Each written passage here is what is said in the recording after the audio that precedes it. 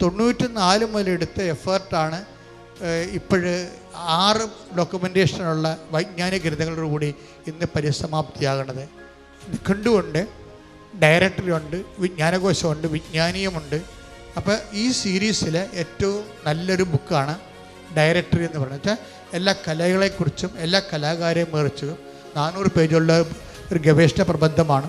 ഇത് 10-15 കൊല്ലമായി ഇത് വർക്ക് തുടങ്ങിയിട്ട് ഇപ്പോഴും ദൈവം ഇതെല്ലാം പരിസമാപ്തിയിൽ എത്തിയിരിക്കുകയാണ്.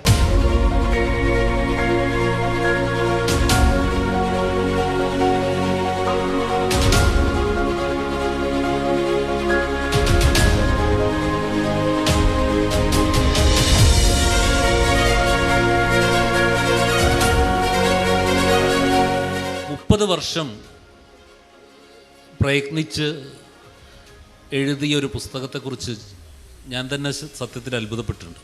2 പുസ്തകങ്ങളാണ് ഇവിടെ പ്രസിദ്ധീകരിക്കുന്നത്, വലിയ സന്തോഷം നൽകുന്നു. ഇനിയും ഒരു പുസ്തകം പണിപ്പുരയിലുണ്ട് എന്നും കൂടി കേട്ടു. തീർച്ചയായിട്ടും ഫാദറിന് തൻ്റെ അവസാന നാളുകൾ വരെ ഇങ്ങനെ എഴുത്തിൻ്റെ ലോകത്ത് വിഹരിക്കാൻ കഴിയട്ടെ എന്ന് ആശംസിക്കുന്നു.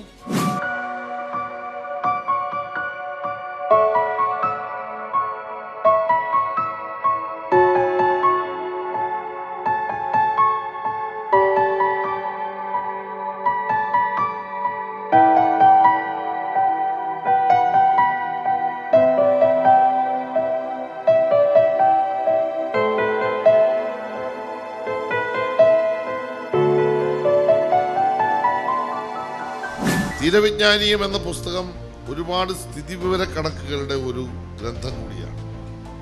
കേരളത്തിലെ മത്സ്യബന്ധന ഗ്രാമങ്ങളെക്കുറിച്ചും ഈ മേഖലയിലെ തൊഴിലാളികളുടെ എണ്ണത്തെക്കുറിച്ച് കൃത്യമായ ചിത്രം ഇവയിലൂടെ ലഭിക്കും.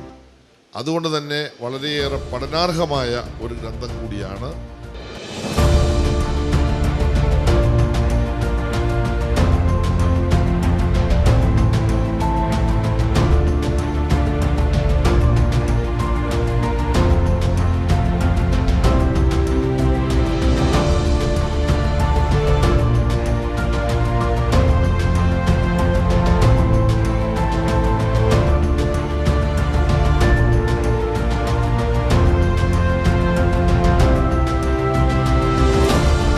ജോസഫ് അച്ഛൻ്റെ ഏറ്റവും വലിയ പ്രത്യേകത അല്ലെങ്കിൽ അദ്ദേഹത്തിൻ്റെ ഏറ്റവും വലിയ സാന്നിധ്യം ഈ തീരത്തിൻ്റെ നൊമ്പരങ്ങളെ ആകെ കൃത്യമായി സമൂഹത്തിലെത്തിക്കുക എന്നുള്ളതാണ്.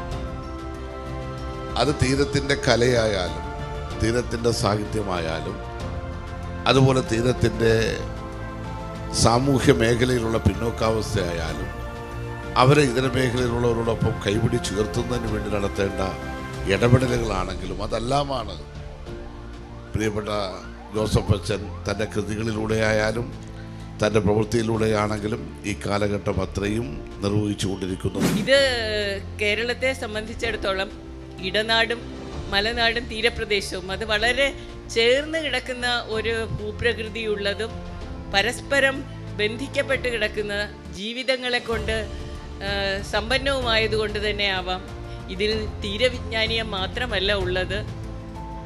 അതിനപ്പുറത്ത് കേരളത്തിൻ്റെ സാമൂഹ്യ ജീവിതത്തെ പ്രതിപാദിച്ചു പോകുന്ന ഒരുപാട് അടിസ്ഥാന മേഖലകളെ നന്നായി സ്പർശിച്ചു പോകുന്ന ഒരു പുസ്തകമാണ് കടലോര കലാരൂപങ്ങൾ എന്ന പുസ്തകത്തിൽ. നമുക്ക് അറിയാവുന്നതും സ്ഥിരമായിട്ട് നമ്മൾ മനസ്സിലാക്കിയിട്ടുള്ളതുമായതിൻ്റെ ശാസ്ത്രീയമായ അവതരണമുണ്ട്.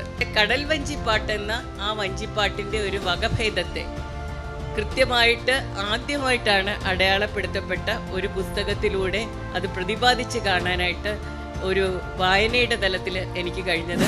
സമഗ്രമായി തീരത്തെക്കുറിച്ചും കടലിനെക്കുറിച്ചും മത്സ്യങ്ങളെക്കുറിച്ചും അവിടെയുള്ള ജനതയെക്കുറിച്ചും ഒക്കെ പ്രതിപാദിക്കുന്നു. ഈ കടലാക്രമണം പോലുള്ള സംഗതികൾ എന്തുകൊണ്ടുണ്ടാവുന്നു, എന്താണ് അതിനുള്ള പരിഹാരം, എന്താണ് മത്സ്യത്തൊഴിലാളികളുടെ ജീവിത നിലവാരം, എന്താണ് അവരുടെ സാക്ഷരത, എങ്ങനെയാണത് വർദ്ധിപ്പിക്കാൻ പറ്റുക എന്ന് തുടങ്ങിയ തികച്ചും മാനുഷികമായ ഒരുപാട് കാര്യങ്ങളിലുള്ള ഉത്കണ്ഠ അദ്ദേഹം അതിൽ അവതരിപ്പിക്കുന്നുണ്ട്. നമ്മുടെ തീരദേശത്തെ, തീരത്തിൻ്റെ പൈതൃകത്തെ, തീരത്തിൻ്റെ സാംസ്കാരിക തനിമയെ, തീരത്തിൻ്റെ ചരിത്രത്തെ, തീരത്തിൻ്റെ മനുഷ്യരെ, അവരുടെ സങ്കടങ്ങളും സന്തോഷങ്ങളും അവരുടെ കഴിവുകളും ഏറ്റവും വ്യക്തമായിട്ടും കൃത്യമായിട്ടും ഈ അച്ഛൻ്റെ ഗ്രന്ഥങ്ങൾ രേഖപ്പെടുത്തി എന്നത് തീരത്തെ മനുഷ്യർ മുഴുവനും അച്ഛനെ ഇന്നും ആദരിക്കുന്നു.